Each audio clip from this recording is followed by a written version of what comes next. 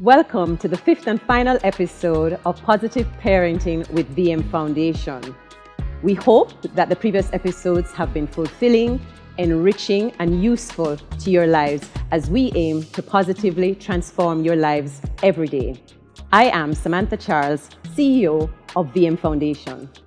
For this Parents Month, we are partnering with the University of the West Indies and the Child and Adolescent Unit from the Ministry of Health and Wellness and the Western Regional Health Authority from the Ministry of Health to bring you rich discussions on issues affecting our parents. Stay with us.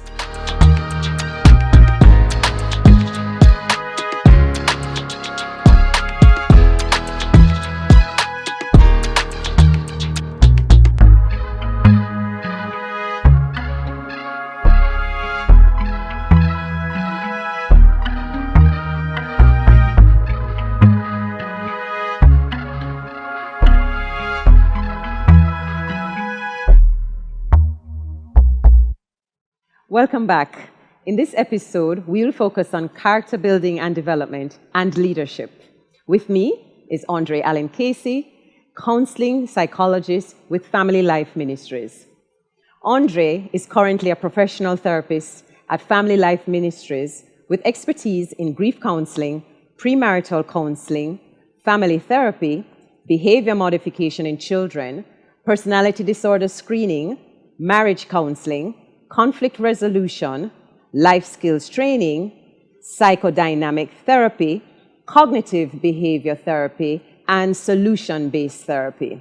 Welcome, Andre. Hi, thank you. It's good to have you with us. My pleasure. What role does parenting play in character development? Well, for that to happen, we have to continue to recognize that we must be an example to our children. If you want to talk about character building, then you have to be an example to our children. You have to be an example in love. You have to be an example in rules of engagement. You have to be an example in discipline. You have to be an example in even in your faith. Mm-hmm. You have to be an example in honesty. Yes. You have to be an example in discipline. See, you have to be an example in all of these areas if you want to build character in good morals. And good morals. Having good values. And good values in our children. Because, and the idea here is for you to mirror those behaviors. Mm-hmm. So they have to see that kind of behavior in you because you are the first place for them to have an education about yes. who they are going to become or even the role that they are going to play in society. Yeah, parents are the first teachers, aren't they? They are the first teachers.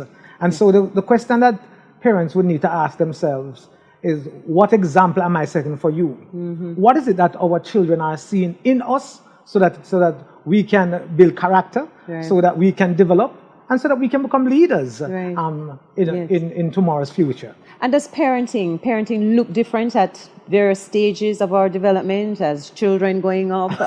Does it look different? Oh, yes. Okay. And why I say that, because, all right, put it this way, let's say from age 0 to maybe age 12 or 13. Mm-hmm.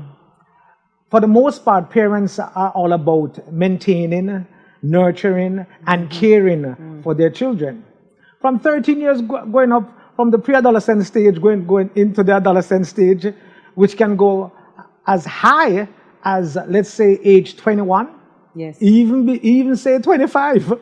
Yes. Although most persons wouldn't call themselves an adolescent at age 25, and rightly so. Yes. Notwithstanding, what we are saying, that the parenting style looks different.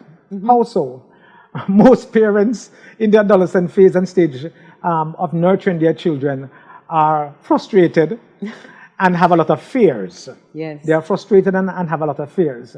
And so that is how it looks different. They are frustrated and have a lot of fears. The fears has more to do with the idea that I'm doing my best with my adolescent. Mm-hmm. I do not understand the changes that are occurring into my adolescent. And as a result of that, I sometimes have to rule with a hard fist, maybe, yes, or in a draconian way, actually. Yes. And so sometimes we have a lot of pushback from our children because parents do not understand I want to say a couple of I's that affect the adolescent. For example, their image, Yes. their identity, Yes. their individuality. These are just some of the I's that are affecting the adolescent. And if parents do not understand these I's, then really and truly, you're going to have a lot of pushback. And so this is how parenting differs as the children develop or grow. And certainly there are fears right along the stage. I know you're referring here now just to adolescent and the fears that parents have at that stage. But surely at a toddler stage, we have certain fears. At a preschool stage, we have fears as well. They're just different. Is that so? Yes. For me, I think you're a parent your whole life, no matter how big your children get or how old they become. Yes, you remain a parent, but the type of nurturing and care differs. Indeed. Because we need to understand that, you see, once we do our part to develop our children, then they have to do their part to accept that development. Yes. And now put that into practice, what they have learned from their parents. Yeah. But we have to be careful that we do not continue to micromanage them.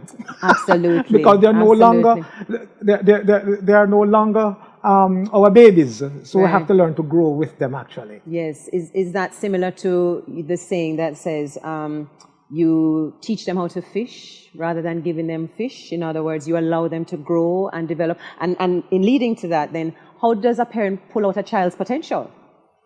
I really believe that for that to happen, we have to inculcate in them, or create, I should state, emotional intelligence and develop their self-efficacy. Let me explain both. Let me start with self-efficacy. Yes. Self-efficacy is a term that was developed by Dr. Albert Bandura. He's a social psychologist. And he speaks of the idea of that, what is our internal belief? What is it that we believe about ourselves? And whether or not that belief, we are going to allow anything to interfere with that belief. How is it that we're going to relate to people as a result of that belief?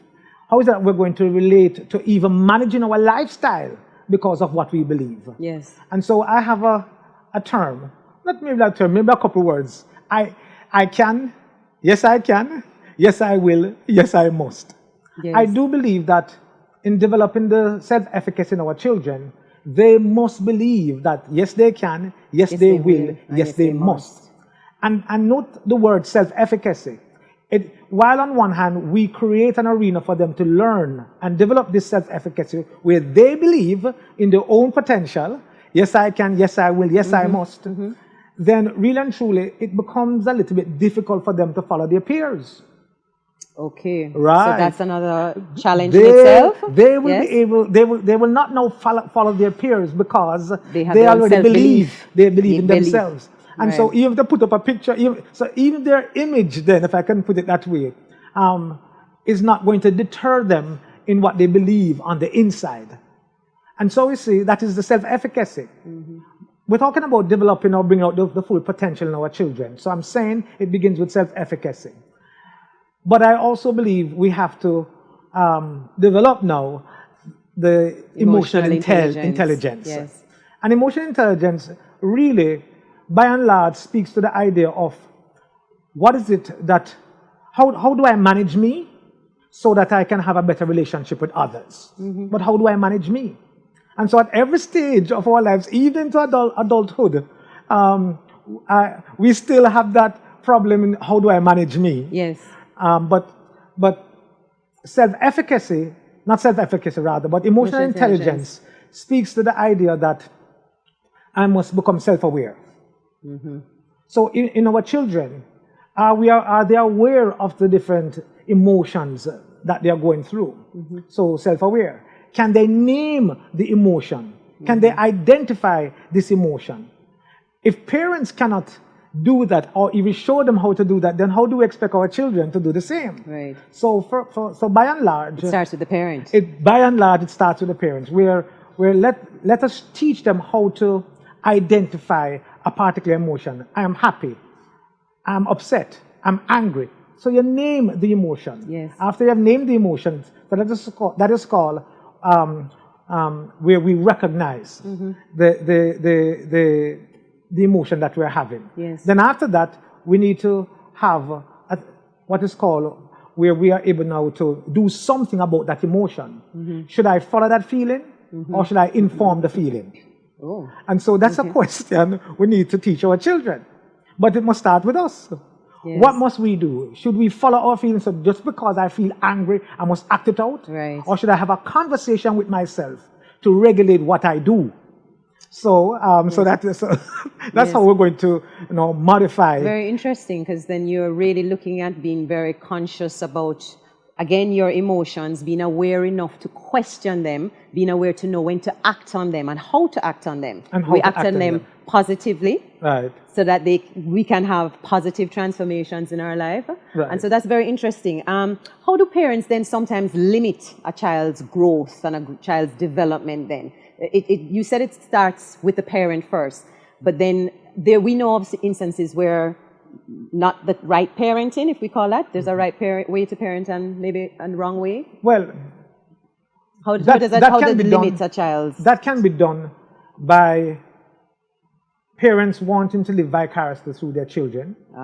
So because this is my role, or this is what I've done, or this is the way I measure my success, then you don't just become a garbage collector. Right. No. You must plan to own the company. Right? And so for parents, we always want better for our children, and nothing is wrong with that. Right.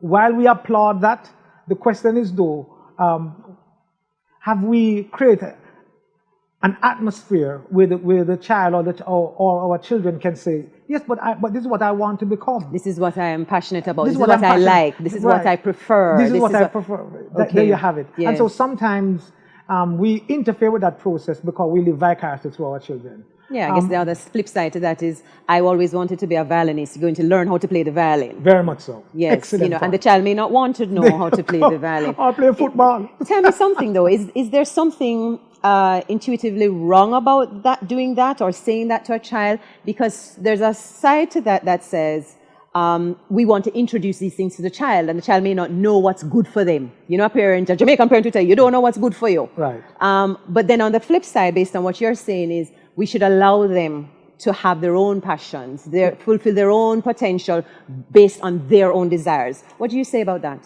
Well, there can be a balancing act. Remember, as our children grow, then we have to grow with them. Remember, one of the eyes I mentioned about the adolescent is their own independence. Yes. And so once they reach a phase and a stage in their lives where they can make up their own mind about what they want to become, so we can create an arena and a foundation and hope that they will model it. Yes. But then it becomes, then they have a choice in the matter as they become older. What do I want to do? Because now you're not under influence in their lives. Yes. Their friends, their peers, society on a whole are now influencing them. And by and large, might be inviting them or exposing them, that's a better term, exposing them to a career path that is satisfying with their own character or even with their own personality. Yes. And in terms of leadership, let's kind of look on leadership. How can parents foster leadership characteristics in their child or children? Well, I mean, look at how you behave. Yes. When somebody talks to you. Look at what you do. Do you have followership? Yes. Yes. No, I'm serious. Why I use that word? The parent really needs to understand too that the child is always watching, the child is always looking, and as you said earlier, it's an example that the parent sets. Parents are the first teachers, and therefore if the parent rises to becoming a leader or looking a leader or speaking in leadership style or phrases, nurturing that characteristics. Is that how the parent will assist and help the child to develop those characteristics? Yes, but I want to add to what you just stated, and I mentioned earlier followership, because by and large, we think leadership does not constitute followership. My argument is for us to start to become leaders, we have to learn to help people to follow. it's you they're going to follow, you know. But what are they following?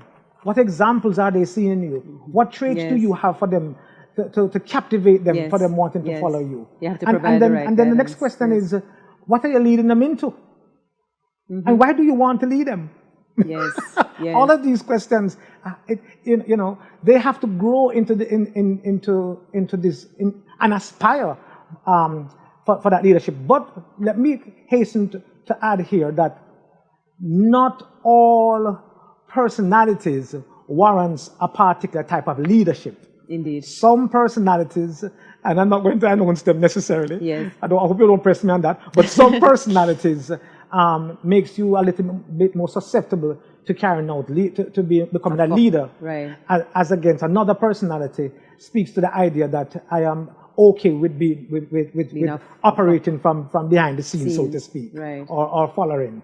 And I guess there's nothing wrong in supporting and understanding. I guess for a leader, it's all about the parent trying to set the right direction and guidance for their child to be able to bring out those characteristics. Most definitely. Yes, so you have experience in behavior modification in children.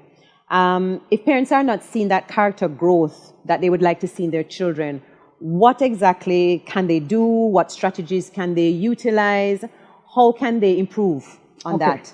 That's an interesting question. I wish I had a particular tool. I'm going to take out my pen. No, I didn't plan to answer that question. I'm glad I should put it forward, though. Notwithstanding, there is it was developed by myself. Okay. It's called Life is Like a Knife. And in life, we either hold on to the handle or the blade. Mm-hmm. The sooner you recognize where you are on the knife, the better you're able to navigate your life. And what do I mean by that? We're talking about helping our children to understand not only leadership, but also to recognize that everything about life and living will put them in blade position or handle position. Mm-hmm. Now, if you do not want to get caught, the question is, do you prepare to go in the direction of the person who controls the knife? Oh, okay. If you don't want to get caught. Yes. I would like to recommend that you probably need to get your own knife if you don't want to get caught. Indeed. And we're using the idea about life and knife, so to speak. But the truth is, when I go to work at Family Life Ministries, Dr. Barry Davidson, he holds the handle. Yes. Okay? Yes. When I'm on the road and the stoplight gives me the red light, at that point in time, it holds the handle. Yes. And if I continue to violate those instructions, then I'm going to have to pay the consequences. Mm-hmm. When our children are at school, so we're talking about behavior modification. Yes. When our children are at school, they need to understand who is in charge. They need to understand right from wrong and who is in charge. They need to understand who is in. Talking about behavior modification. Mm-hmm. And so I oftentimes use this example with some of our youngsters. I say to them, if the teacher hold the hand and you hold the blade, and the teacher's moving the knife in a particular direction, if you put up resistance, who's going to get caught? And they acknowledge they will get caught. Yes. Then I say to them, what is the reason for you getting caught?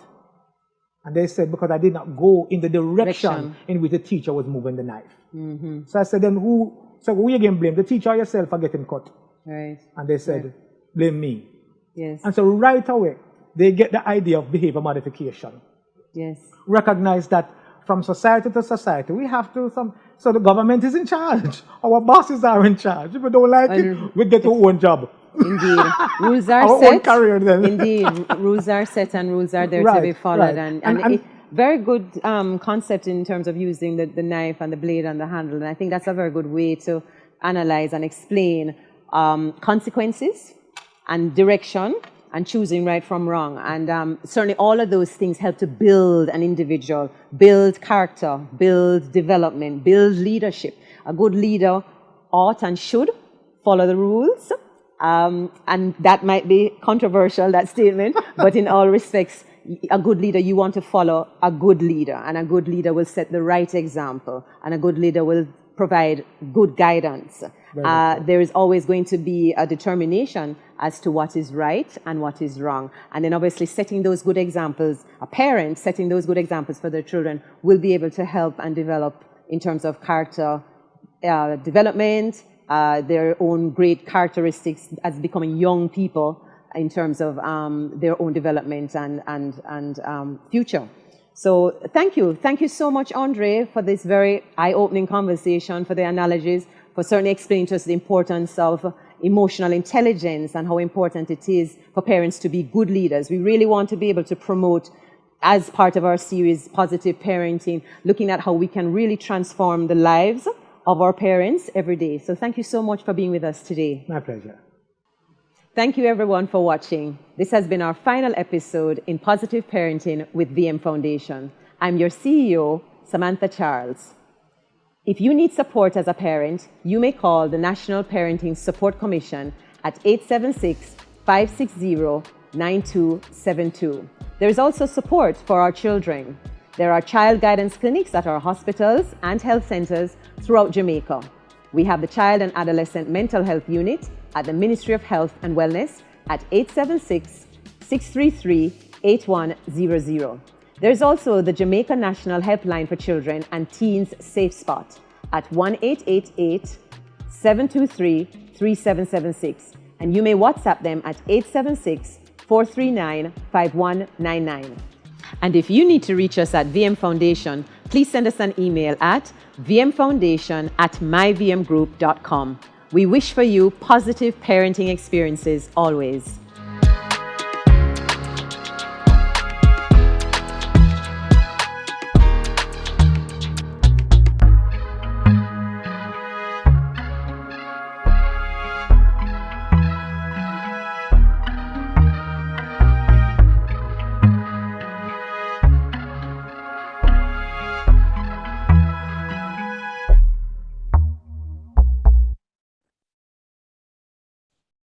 Thank you everyone for having joined us on this, our final episode of Positive Parenting with the VM Foundation.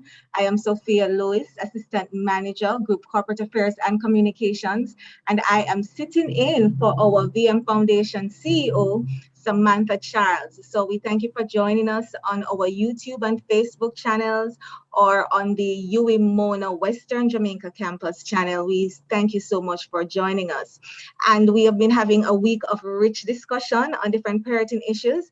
And we are ending the week on character building and development and leadership.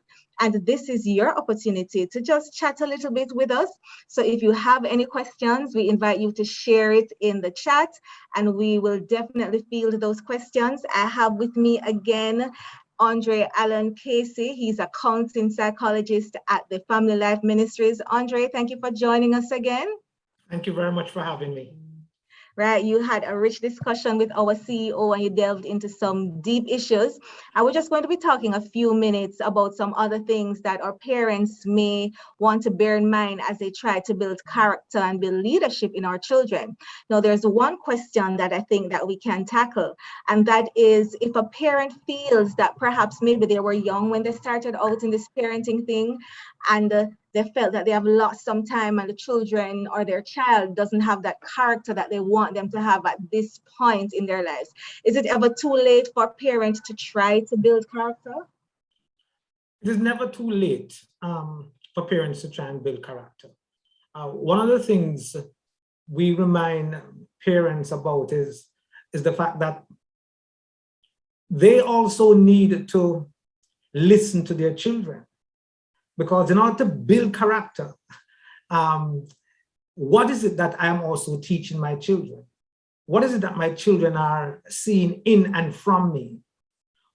If they are upset, is it that I respond to them in a like manner? You see, one of the problems that we can have as it relates to continue to build those characters in our children, we have to be careful that we don't start behaving like them. That we don't start behaving like them. That some of the things. That's interesting. So we don't go toe to toe. It's not a match for match. It's not a match. So you don't malice the children. Ah, You don't manage the children. I mean, where do you come off? This is not you're going to manage your own child. So even if you're upset with your children, the question is, are you a conduit of love? Are you an example of love? Are you an example of peace? Are you an example of patience? Are you an example of kindness? That's how we're going to build character in our children. So it's never too late. But by and large, we have to see, we have to ensure that we are the example. right. So it Not comes the back down to children. that. Be the example. Be the example, and not the children educating us. Wow. Whenever the children reach a stage where they're saying, we're not being consistent or we're being unfair, then really and truly, we can no longer build character in our children. So the building the character in our children, first and foremost, begins with what kind of example am I prepared to be to my child. Okay, and on that note, how do we use teachable moments? We often hear that phrase. How can parents use teachable moments to help to build character and leadership? Well, I mean, the teachable moment could just be where you feel upset. You ask them to do their homework. They didn't do the homework. And so it's rather than start to shout or even say to them, I'm tired. You frustrate me. I'm tired of telling you to go and do your homework. Rather than using those terms and those words, you see, we are allowing our anger to regulate our responses. When in truth and in fact, and here is a teachable moment. The teachable moment is, yes, it is unfortunate that you did not do your homework, but have a conversation with your child to find out what happened. Have a conversation. For us, we have become a little bit too impatient, or I'm going to use this word, flustered and frustrated, where we no longer have conversations. So what we're doing is giving instructions. And whenever our children do not follow those instructions, we give ourselves the right to react to them in whatever way, form, or fashion. That's a good point. I think the patience, as you said, is the patience. But for parents who are juggling so many things and they may be just tired, perhaps they need to step away and exercise emotional intelligence themselves and come back to the situation. Yeah, but I excellent, very, very much so. In addition to that, though, I want to say that a part of those teachable moments is the idea that what is the kind of outcome you're looking for whenever you're having a conflict? What kind of outcome are you looking for? So do you plan to process how you feel and have that conversation with your child to find out their context? Why you never do the homework? Why is it that we have to have this conversation over and over and just kind of understand? And then rather than keep on saying to our children, don't, because I think we have our PhD in telling our children don't. I am suggesting that we start to explain and show our children what to do. That is a teachable moment, right? Yes, a teachable moment for me. Right. All right. Let's be real. Most of our homes, or a number of our homes, you have one parent in the home and one parent outside the home. What kind of strategies can we give to parents who are co-parenting to ensure that they maintain some kind of unity of messaging as they build character and leadership in their children? Okay. First and foremost, stop speaking ill of the other parent to the child. That's the first thing. Stop speaking ill of the other parent to the child. That is not the child's battle. That is parents' battle. And so sometimes, unfortunately, we use our children to fight our battles for us. So because we want to say something ugly or to do something ugly, oftentimes we are quarreling. We're in the house and we're saying, you what this mother, you what this papa, and a host of other adjectives. And our children are hearing that. And then you wonder, why is it that the child is conflicted? Let us understand that our children, by the way, our children want a mommy and a daddy.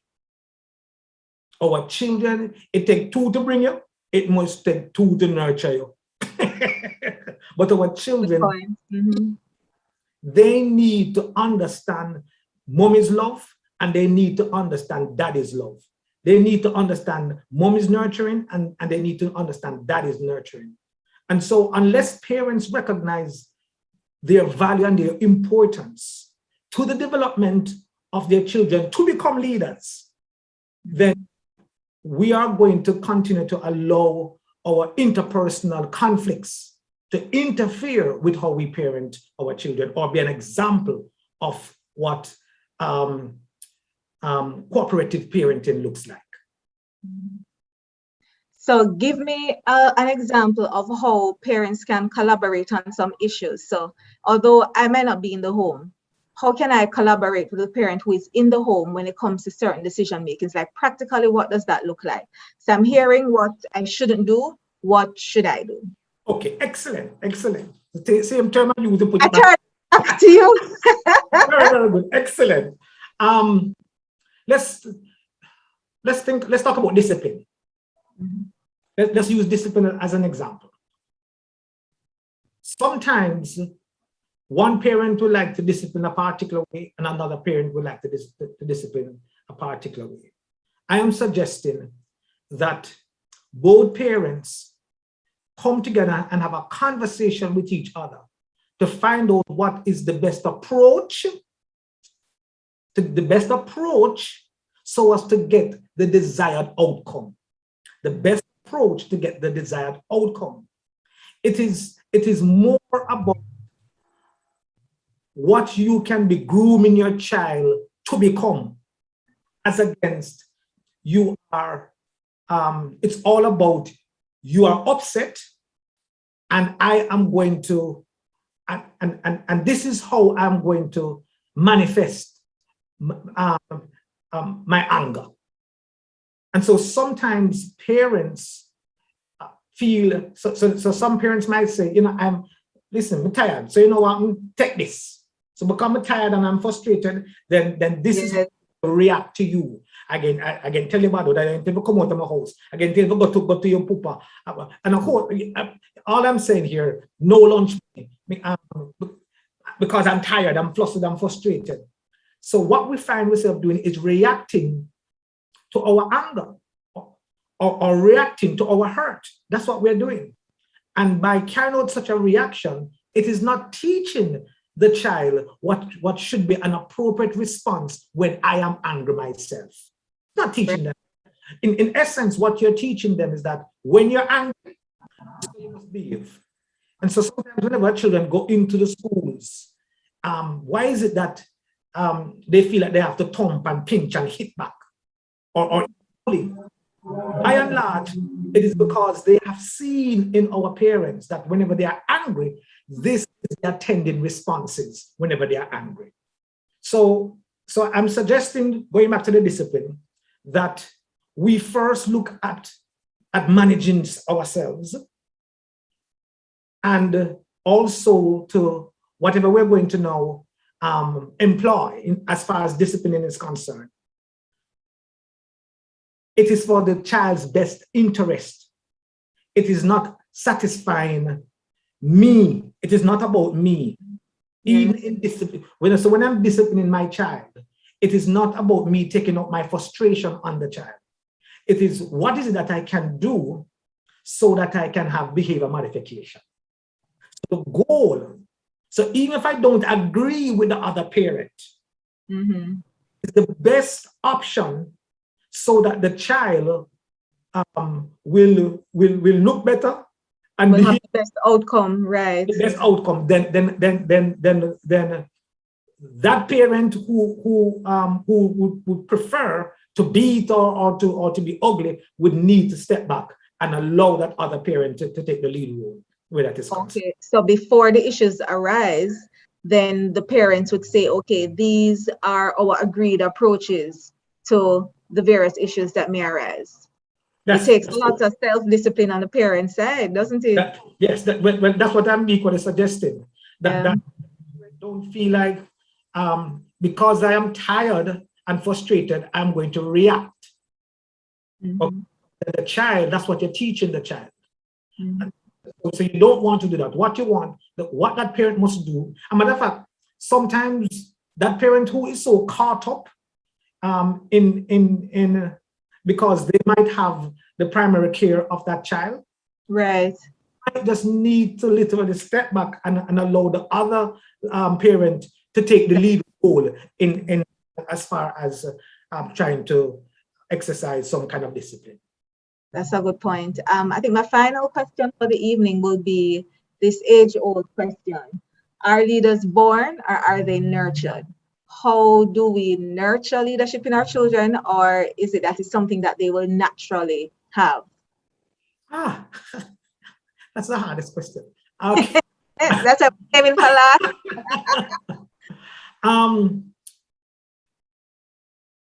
I think it's a little of both. I really think it's a little of both, and here's why I say that. Let me start with the nurturing. If your children's, if by nurturing is what is going to bring about some kind of leadership style in our children.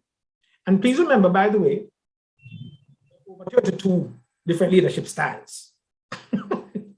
Right. Yes, I was thinking of that. Or Yes. more, actually, or more. But so nurturing. So they see in our parents how they speak to other people, the kind of relationship that they have with even the audience, so to speak. If they see some of these, and the reason why I'm using that word, I'm using it in contrast to the word leadership. If they see how we treat those that are under our care, then by and large, they will recognize that I can employ the same kind of style or treatment. So that is one way. Now, in terms of born, and this is at the tiptoe on this one here, but you do have some personalities, or personality traits, I should state, that are predisposed. That the truth is, and you can go and read it up actually. I'm going to even call it out. I'm going to call it out. Choleric. Oh. Choleric. I invite you to go and read it up. I shall read it up. Yes. Read it up. And so a person that might have choleric personality profile, or even as a disposition, by and large, are almost natural leaders. By and large, they are natural leaders. And so, but with that, one has to be very, very careful, because you do not want to develop what is called narcissistic personality disorder. Because sometimes, if you do not know how to lead, if you really don't know how to lead, then you become autocratic in your leadership. And the truth is, let me quickly say this. Even some type of parenting styles invite certain types of leadership styles. So if you have an autocratic type of leadership in the parenting style, then by and large, you might find that same kind of behavior in your children.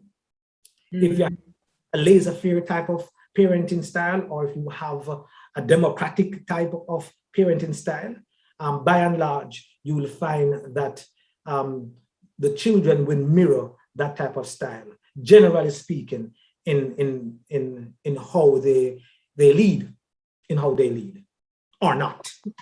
Okay. In a sentence, could you just tell me what the choleric, did I get that word correct? Yeah. What does that word mean? We can read up on the rest, but what does that word mean? Well, the choleric personality profile speaks to the idea of someone that can be dominant. Okay. Speaks to the idea of somebody who prefers that things go their way.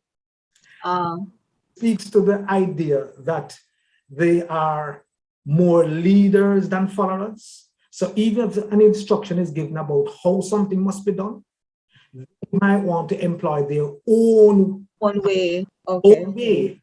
And still, as in their minds, as long as I get the job done, I don't need you to tell me how to do it.